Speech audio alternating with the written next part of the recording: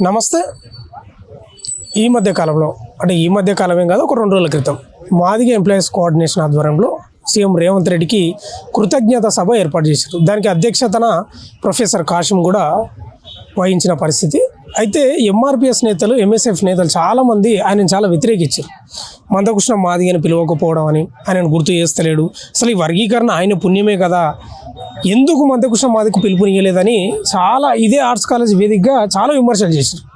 మాట్లాడదాం ఇదే అంశం గురించి. మన దగ్గర ఎంఆర్పిఎస్ నేత మాతాంగి ఓదేలు గారు ఉన్నారు. మీరు చూసుంటారు, ఇదే ఆర్ట్స్ కాలేజీకి ఎదురుగా స్టూడెంట్స్, ఎంఎస్ఎఫ్ స్టూడెంట్స్ కూర్చొని మాట్లాడారు, చాలా ఘాటుగానే స్పందించారు.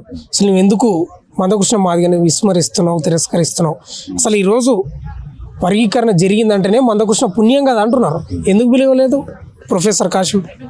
అంటే కాసిం గారు పిలిచారా లేదా అనేది స్పష్టంగా మనము వాళ్ళు ఇచ్చిన ఇంటర్వ్యూలో అర్థం చేసుకోవాలి. ఇక్కడ కూర్చొని మాట్లాడిన వాళ్ళు ఇచ్చిన ఇంటర్వ్యూలో అర్థం చేసుకోవాలి. ఇక్కడ ప్రధానంగా వాళ్ళు ఇంటర్వ్యూ ఇచ్చిన ఆద్యంతం కూడా కాంగ్రెస్కు మాదిగలు దగ్గర కావద్దు అనే లైన్ తీసుకునే పద్ధతిలో మాట్లాడినట్టే.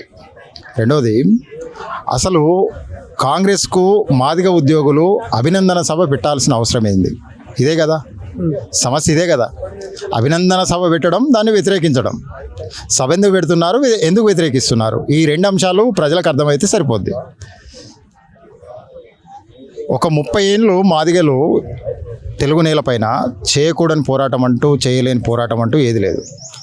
దరిదాపు ఒక 30 మంది ప్రాణత్యాగాలు, గాంధీ భవన్లో కమిలిపోయి కాలిపోయి ఆత్మార్పణ చేసిన సందర్భాలు కూడా మాదిగలేదు ఉన్నది ఇక్కడ, ఈ హక్కుల కోసం, వర్గీకరణ కోసం. దాని మీద మాదిగలు 90వ దశకంలో ఏకమైనాక ఏడాది 2 ఏళ్లలోపే వర్గీకరణ చట్టం వచ్చింది. అది న్యాయపరమైన చిక్కులలో సుప్రీంకోర్టులో కొట్టుడు వేయింది. కొట్టుడు వేయిన కానుండి నిన్న మొన్న సుప్రీంకోర్టు తీర్పు వచ్చేంత వరకు కూడా ఉద్యమం పార్లమెంట్లో చట్టం కావాలని నడిచింది. ఉద్యమం నడిపించే నేతలు కానీ సుప్రీంకోర్టు వైపు పోలేదు. న్యాయ వ్యవస్థలోనే మేము హక్కును కోల్పోయాం కనుక ఇంకా పార్లమెంటే మాకు చట్టం ఇవ్వాలని అడిగారు. మీరు చూడండి ఆన్ రికార్డ్. సో 2014లో అప్పటి ఎన్నికల ప్రచారంలో తిరుపతిలో బీజేపీ కూటమి నిర్వహించిన సభలో నేటి ప్రధానమంత్రి మోడీ గారు, మాజీ ఉపరాష్ట్రపతి వెంకయ్యనాయుడు గారు ఉన్న వేదికలో వెంకయ్యనాయుడు గారు చెప్తారు ఏమని, బీజేపీ కనుక కేంద్రంలో అధికారంలోకి వస్తే 100 రోజుల్లో వర్గీకరణ చేసిస్తామని చెప్తారు. ఎప్పుడు? 2014లో. ఎక్కడ చేస్తామన్నారు?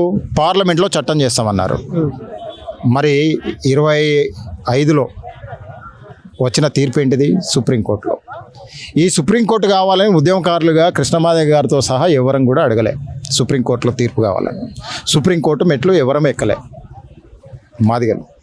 కొన్ని సంఘాలు ఇక్కడ జరిగిన కొట్టేసిన తీర్పును సవాల్ చేస్తూ తెలుగు నేలపైన కొన్ని సంఘాలు పోయి సుప్రీంకోర్టు అప్పీల్ చేసినాయి. కానీ ప్రధానంగా కృష్ణమాదేవి గారు కానీ, కృష్ణమాదేవి గారి నేతృత్వంలో ఉన్నవారు కానీ సుప్రీంకోర్టు మెట్లెక్కలేదు. అది పంజాబ్ గవర్నమెంటు వర్సెస్ దేవేందర్ సింగ్ మధ్యలో జరుగుతున్న కేసు. ఆ కేసులో వచ్చిన తీర్పు, ఆ తీర్పు ఇక్కడ అమలు చేయడానికి అవకాశం ఏర్పడ్డది. ఈ అవకాశం ఏర్పాటు చేసే క్రమంలో తెలుగు నేలపైన అడ్డంకులు చాలా. ఎందుకంటే ఒకసారి కొట్టివేయబడ్డది తెలుగు నేల పైనే కదా, జరిగిన చట్టమే కదా. ఇక్కడ ఉన్న కాంగ్రెస్లో ఉన్న మాల సోదరులందరినీ కూడా రేవంత్ రెడ్డి గారు, ప్రధానంగా కాంగ్రెస్ పార్టీకి జాతీయ అధ్యక్షుడి హోదాలో ఉన్న ఖర్గే గారు కూడా మాల వర్గానికి చెందిన వారే. వారిని కూడా ఒప్పించి మెప్పించి ఇక్కడ ఉన్న వివేక్ వెంకటస్వామి ఎంత ప్రభావితం చేస్తాడో రాజకీయాల్లో మనకు తెలుసు. వారిని కూడా సైలెంట్ చేసి ఇక్కడ ఒక చట్టాన్ని తీసుకొచ్చి చట్టాన్ని అమలు చేస్తున్నాడు. ఈ క్రమంలో మాదిగలు కాంగ్రెస్ పార్టీకి, రేవంత్ రెడ్డికి అభినందన చెప్పడంలో తప్పేంటి అంటున్నా. అంటే మీరు చెప్పే విధానం పంజాబ్ కేసుకు సంబంధించి వచ్చిన తీర్పు ఇదని అంటున్నారు. అంటే మందకృష్ణ మాదిగను విస్మరించినట్లు అనిపిస్తలేదా? ఆయన ఉద్యమ ప్రస్థానాన్ని దాదాపు 34-35 ఏళ్ళ నుంచి ఇట్లా తీసేసినట్టే అనిపిస్తూ ఉంది మీరు మాట్లాడుతూ. నేను అదే అనట్లేదు. ఉద్యమ నాయకుడు ఎక్కడ అడిగాడు, తీర్పు ఎక్కడ వచ్చింది అనేది నేను చెప్తున్నా.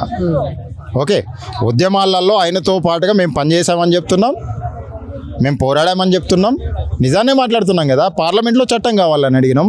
14లో కేంద్రంలో మేము అధికారంలోకి వస్తే 100 రోజుల్లో వర్గీకరణ చేస్తామన్నది బీజేపీ ప్రభుత్వం. అప్పటి ప్రధాని ఇప్పటి వరకు ఉన్న ప్రధాని ఒక్కరే, బీజేపీ అదే సిద్ధాంతం. కానీ సుప్రీంకోర్టులో వచ్చిన తీర్పునే తెలుగు నేలపైన అమలు చేసుకోమన్నది కదా. మరి 100 రోజుల్లో వర్గీకరణ చట్టం ఇస్తే రాజకీయ రంగాల్లో మా వాటా మాకుండేది కదా.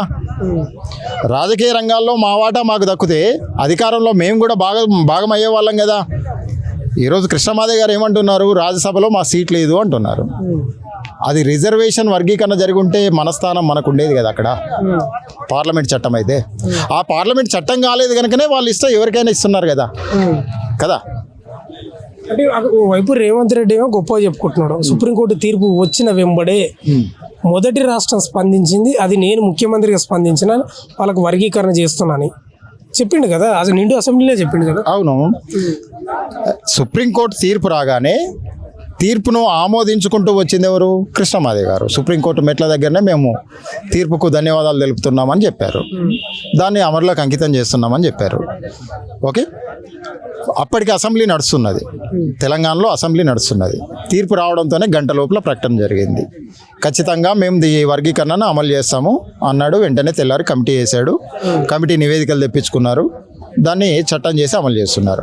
ఇక్కడ నా పాయింట్ ఒకటే, వర్గీకరణ ఇచ్చిన లేకపోతే వెనుక ఉండి తెర మీద కనిపించకుండా సపోర్ట్ చేసి సుప్రీంకోర్టులో ఏదో దానికి కావాల్సిన మౌలికమైన పత్రాలను సమర్పించి నివేదికలను సమర్పించి చట్టాన్ని తెప్పించిన బీజేపీకి మనము ధన్యవాదాలు చెప్పొచ్చు. ఇక్కడ ఉండే మాల అడ్డంకులను అధిగమించి మన సమస్యను మన బాధను మన దగ్గర ఉండి చూసినోడు, మన పోరాటాలలో తను కూడా ఒక మాదిరిగా పోరాటం చేసినోడు. దీనికి ఉదాహరణ ఏంటంటే 2016-17లో నోట్ల రద్దు కార్యక్రమం ఉన్నప్పుడు పైసలు లేని మాదిగ సమాజం లక్షల మందితో సభ నిర్వహించుకున్నది పరేడ్ గ్రౌండ్లో, ధర్మయుద్ధ మహాసభ. ఆ సభకు నగరం అంతా వాల్ రైటింగ్ చేసింది నేనే. ఓకే, రాత్రి 2 గంటలకు 3 గంటలకు కూడా రేవంత్ రెడ్డి గారు ఎక్కడ ఉన్నారు అంటే సభ నిర్వహణ ఏర్పాట్లలో ఉన్నారు. అంటే ఒక మాదిగా బిడ్డగానే మనతో పాటు పోరాటం చేసిండు కదా.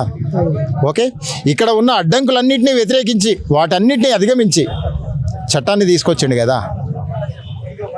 మరి అలాంటప్పుడు ధన్యవాదాలు చెప్పడంలో తప్పింది. చెప్పిన వాళ్ళని ఎందుకు ద్వేషించాలి, ఎందుకు ద్రోహులు కావాలి వాళ్ళు? అంటే తప్పు లేదు, 100% కృతజ్ఞత చెప్పొచ్చు, ధన్యవాదాలు చెప్పొచ్చు. ఎందుకు మందకృష్ణ మాదిగను ఎందుకు విలువ లేదు? ఇప్పుడు ఎంఎస్ఎఫ్ నేతలు కూడా అదే విమర్శించారు. ఎందుకు విస్మరిస్తున్నారు మందకృష్ణ మాదిగను, ఆయన త్యాగాలను ఎందుకు విస్మరిస్తున్నారు? తీసుకుపోయి ఈ ఉద్యమాన్ని, ఈ యొక్క అమరుల రక్తాన్ని రేవంత్ రెడ్డి కాళ్ళ దగ్గర ఎందుకు పోస్తున్నారు? వాళ్ళ ప్రశ్న. మరి పిలవచ్చు కదా. ఓకే, ఇప్పుడు అమరుల త్యాగాలను రేవంత్ రెడ్డి కాళ్ళ దగ్గర పోస్తున్నాము అనే మాట ఇది నిజమైంది కాదు. ఎందుకంటే కాంగ్రెస్ ప్రభుత్వం వచ్చినాక, వర్గీకరణ జరిగినాక దామోదర్ రాజనరసింహ గారు అమరుల కుటుంబాలను పిలిపించి వాళ్ళ కాళ్ళు కడిగి నెత్తిన చల్లుకొని ఇంటికో 5 లక్షల రూపాయలు తన వ్యక్తిగతంగా ఇచ్చిండు. కాంగ్రెస్ పార్టీలో ఒక మంత్రిగా ఉండి ప్రభుత్వానికి కూడా అప్పీల్ చేసిండు. మాదిగ అమరుల స్తూపాన్ని, ఇంటికో ఉద్యోగం కావాలని. మొన్న జరిగిన సభ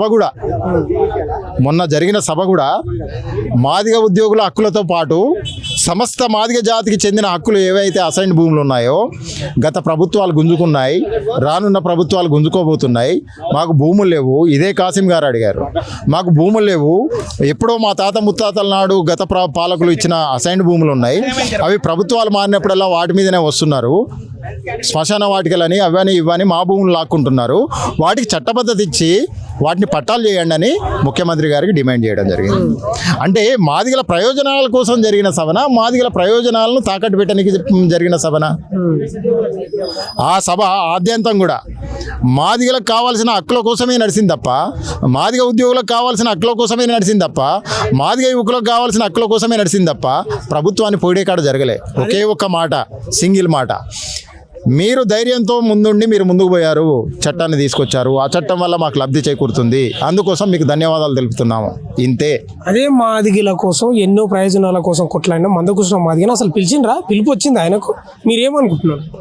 ఖచ్చితంగా పిలుపు వచ్చి ఉంటుంది. కానీ ఈ మధ్య కాలంలో కృష్ణమాదేవి గారు ఇది చేయాల్సిందే. అసలు నేనేమంటున్నా, ఈ ప్రశ్న నన్ను అడగడం కాదు, కృష్ణమాదేవి గారిని అడగాలి. మీరు ఏమని అడగాలి? అన్నా, మీరు 30 ఏళ్ళు ఈ పోరాటం చేసిండ్రు, ఈ వర్గీకరణ మీ వల్లనే వచ్చింది, కానీ ఇక్కడ చట్టం రావడానికి మాత్రం రేవంత్ రెడ్డి గారి కారణం. పాలకులు ఎవరున్నా కానీ కొంచెం కష్టంగా ఉండు కావచ్చు, కానీ రేవంత్ రెడ్డి గారు మీతో పాటు కలిసి నడిచిన వ్యక్తిగా, మీ సమస్య అర్థం చేసుకున్న వ్యక్తిగా, మీ పోరాటంలో పాల్గొన్న వ్యక్తిగా, మీ బాధ తెలిసిన వ్యక్తిగా చట్టం చేశాడు కదా, ఆయనకు ఒక అభినందన శాల్వా కప్పిన అన్న, ఓ సభ పెట్టి మీ జాతిని అంతా పిలిచాను అక్కడ అడగాల్సింది, నన్ను కాదు అడగాల్సింది. జాతి పేరు మీద ధన్యవాదాలు చెప్పే పూర్తి హక్కు ఎవరికి ఉంటుంది? నైతిక బాధ్యత ఎవరికి ఉంటుంది? కృష్ణమాదే గారికి ఉంటుంది. మరి ఆయన ఎందుకు చేయలేదు అనే ప్రశ్న ఆయన్నే అడగండి. ఇప్పుడు ఇంకో విషయం ఏంటంటే ఆ మాదిగ ఎంప్లాయీస్ కోఆర్డినేషన్ వాళ్ళు కృతజ్ఞత సభలో ప్రొఫెసర్ కాశం కూడా ఈయనను ప్రస్తావించండు. అవును, ఈయన యొక్క గొప్పతనాన్ని, ఉద్యమ ప్రస్థానాన్ని కూడా ఎక్కడ విస్మరించినట్లయితే వినిపించలేదు. కాకపోతే ఆయన సభకు రాకపోవడం పెద్ద మైనస్ అయిపోయింది. అది కృష్ణమాదే గారు రాకపోవడం ఆయన వ్యక్తిగతం, ఆయన విధానపరం. ఆయనకు కాంగ్రెస్ పార్టీకి మధ్యలో ఉన్న ర్యాపిడో, లేదు అంటే బీజేపీతో తను ఈ మధ్య సానుకూలంగా ఉంటుండే కనుక కాంగ్రెస్ను పిలిస్తే బీజేపీకి దూరం అవుతామని అనుకొని ఉండొచ్చు. ఊహాజనితం ఇది, నేను చెప్తున్నది కాదు, ఊహాజనితంగా. సో తద్వారా రాలేకపోవచ్చు. కానీ ఈ బాధ్యత ఎవరి మీద ఉండే? 30 ఏళ్ళ పోరాటానికి ఇక్కడ ఒక రూపం వచ్చింది కదా. కేంద్రానికి ధన్యవాదాలు చెప్పుకున్నాం, కేంద్ర మంత్రులకు ధన్యవాదాలు చెప్పినాం, ఓకే, బీజేపీకి మద్దతుగా ఓటేయమన్నాం. సరే, కాంగ్రెస్ ఓటేయమని లేదు, అయినా మనకు చట్టాన్ని ఇచ్చింది. ఓ సభ పెట్టి సన్మానించాల్సింది మన మీదనే ఉన్నది కదా. మనం పార్టీ కార్యకర్తలం కాదు కదా, అన్ని పార్టీలు మనకు సమానమే కదా. ఎవరు మనకు సాయం చేస్తే వాళ్ళకు రుణపడి ఉంటాం కదా. ఆ రుణాన్ని తీర్చుకోనికి ఒక ధన్యవాదాలు తెలుపుకోవడం తప్పేముంది? దాంట్లో కాసిం గారు చేసింది తప్పేంటి? కాసిం గారు ఏమన్నా ప్రభుత్వానికి భజన చేశారా? కాదు కదా. కాసిం గారు ఆ సభలో మిమ్మల్ని ఏమన్నా తక్కువ చేశారా? కాదు కదా. 30 ఏళ్ళ పోరాటం ఇది రూపం దాల్చింది. ఈరోజు తెలంగాణ ప్రభుత్వం చట్టం చేసిందంటే కృష్ణన్న జరిపిన పోరాటం అన్నారు. ఓకే, నాకు ఉద్యోగం వచ్చిందంటే ఆ రోజు జరిగిన వర్గీకరణ వల్లనే ఉద్యోగం వచ్చింది అన్నారు. ఎక్కడ కృష్ణమాది గారిని వ్యతిరేకించలే కదా. కానీ మేధావులను మనమే దూరం చేసుకుంటున్నాం అనేది కృష్ణమాది గారు గమనించుకోవాలి. ఎంఎస్ఎఫ్ నేతలు లేకపోతే ఆ విద్యార్థి నాయకులు మాట్లాడింది రాంగ్ అని చెప్తున్నారా మీరు? అది ముమ్మాటికి తప్పు అంటున్నా. విద్యావంతులను, జాతిలో పుట్టిన విద్యావంతులను మనం అవమానించుకోవడం కరెక్ట్ కాదు. మనం బోనంత మాత్రాన ఎవరో చేస్తే వాళ్ళు ద్రోహం చేసినట్టు ఎట్లవుతుంది? ఒక పోరాటం 100 రూపాయలు తీసుకుంటుంది, 100 మంది నాయకులు వస్తారు. అదే భారత స్వతంత్ర పోరాటాన్ని ఒకసారి మనం గమనించుకుంటే ఈ దేశంలో ఇప్పుడు మనం నిలబడి మాట్లాడుతున్నాం. భారతీయ స్వతంత్ర పోరాటం లేకపోయి ఉంటే ఇప్పుడు నిలబడి మాట్లాడే హక్కు వచ్చేది కాదు, రాజ్యాంగం వచ్చేది కాదు కదా. మరి ఆ పోరాటాన్ని ఒకసారి విశ్లేషించుకుంటే సమస్త భారతీయ విముక్తి కోసం జరిగిన పోరాటమే కదా అది. దాంట్లో గాంధీ ఒక మార్గాన్ని ఎన్నుకుంటే, భగత్ సింగ్ ఇంకో మార్గాన్ని ఎన్నుకుంటే, సుభాష్ చంద్రబోస్ ఇంకో మార్గాన్ని ఎన్నుకుంటే, అంబేద్కర్ ఇంకో మార్గాన్ని ఎన్నుకున్నాడు కదా. దాంట్లో ఎవరన్నా ద్రోహులు అయినరా? అందరూ స్వతంత్ర సమర యోధులే అయినారు కదా. ఈ దేశ విముక్తి కోసం పోరాటం చేసినోళ్ళే కదా. ఈరోజు మాదిగల కోసం ఎవరు ఏ దారిన పోయినా వాళ్ళు జాతి విముక్తి కోసం, జాతి హక్కుల కోసం, జాతి అవసరాల కోసం పోయినట్టే భావించాలి కదా. ద్రోహులని ఎట్లా నిర్ణయం చేయగలుగుతాం? అది తప్పు కదా. మనం సమస్త మాదిగ జాతికి లబ్ధి చేకూరే ప్రయత్నం చేస్తున్నప్పుడు నీదో మార్గం, నాదో మార్గం. నీ మార్గంలో నేను రాలేకపోవచ్చు, అంత మాత్రాన నీకు నేను ద్రోహిని కాదు, నాకు నువ్వు ద్రోహి కాదు. మాతంగి ఓదేలు గారు, చివరి ప్రశ్న. మాదిగలకు ఇవాళ రాజకీయ చైతన్యం వచ్చిందంటే, లేకపోతే రాజకీయ పదవులు వచ్చినాయంటే, వాళ్ళు ఈరోజు గ్రౌండ్లోకి వచ్చి కొట్లాడుతున్నారంటే మందకృష్ణ మాదిగ పుణ్యమా కాదా? చివరిగా చెప్పు. ఈరోజు మాదిగలు రాజకీయంగా ముందుకు పోయినరు అనడానికి మాదిగ ఉద్యమాన్ని కూడా ఒకసారి విశ్లేషణ చేసుకోవాలి. అసలు ఈ వర్గీకరణ అంశం ఎప్పుడు వచ్చింది అనేది కూడా ఒకసారి లెక్కేసుకోవాలి. 1980వ దశకంలో ఇదే ఉస్మానియా యూనివర్సిటీ నుండి మాధవరావు అనే PhD స్కాలరు నిండు అసెంబ్లీకి పోయి ఉమ్మడి రిజర్వేషన్ల వల్ల మా హక్కులు కోల్పోతున్నాం, మా వాటా మాకు తెలుసండి అని మాట్లాడడం జరిగింది. కరపత్రాలు విసిరేయడం జరిగింది. అప్పుడు వెంకయ్య నాయుడు గారు అదే అసెంబ్లీలో ఉన్నారు. ఆ కరపత్రం చదివి ఇది నిజమే కదా అన్నారు. ఇది ఆన్ రికార్డ్. అంటే ఇది ఎప్పుడు పుట్టింది? 80లో పుట్టింది. 90లో ఇక్కడ సభ జరిగింది. ఎక్కడ? ఇదే హైదరాబాద్లో. ఎవరి నేతృత్వంలో? అమ్మ సదాలక్ష్మమ్మ, పెద్దలు మందా జగన్నాథ్ ఆధ్వర్యంలో. దేనికోసం జరిగింది? మాదిగల వాటా మాదిగలకు కావాలి, మా జనాభాకు తగ్గట్టుగా మాకు రిజర్వేషన్ ఫలాలు వస్తలేవని. తర్వాత వచ్చిందే MRPS ఉద్యమం. అంటే దీనికంటే ముందే, MRPS ఉద్యమానికంటే ముందే వర్గీకరణ సూత్రం ఈ రాష్ట్రంలో చేయబడింది, ప్రజల్లోకి రాబడింది. కానీ దానికి రూపం వచ్చే కాడ ఈదుమూడి కేంద్రమైంది. ఈదుమూడిలో చైతన్యమై ఉన్న యువకులు 20 మంది కలిసి కృష్ణమాదిగను 20 మంది ద్వారా రాష్ట్ర కోఆర్డినేటర్గా ఎన్నుకోవడం జరిగింది. అక్కడి నుండి జరిగిన పోరాటం జిల్లా జిల్లా, పల్లె పల్లె విస్తరించి ఈరోజు తెలుగు నేలపైన పాకింది. ఇది కారణం. అయితే రాజకీయ అవకాశాలు రావడానికి, వచ్చే రాజకీయ అవకాశాలు, మాదిగలకు వచ్చే రాజకీయ అవకాశాలు నేను మాత్రం బానిస అవకాశాలుగా భావిస్తా. ఈరోజు మాదిగలకు వచ్చే రాజకీయ అవకాశాలు బానిస అవకాశాలుగా నేను భావిస్తా. మాదిగలు స్వతంత్రంగా రాజకీయంగా ఎదిగి స్వతంత్ర రాజకీయ పోరాటంతో హక్కులను సాధించుకొని రాజకీయ అవకాశాలను తీసుకున్నప్పుడు మాత్రమే అవి మాదిగల రాజకీయ అవకాశాలుగా భావిస్తా. ఏ పార్టీ ఇచ్చినా అది బానిస అవకాశాలు మాత్రమే.